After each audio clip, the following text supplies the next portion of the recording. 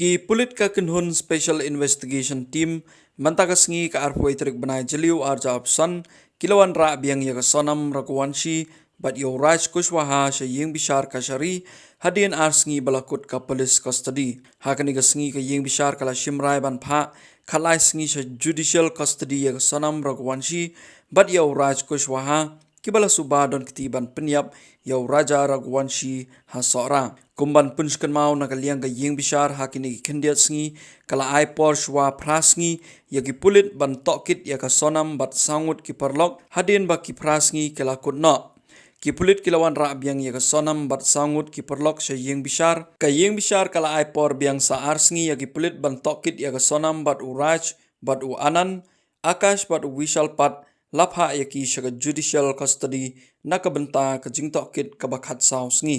Both the accused were produced today before the court.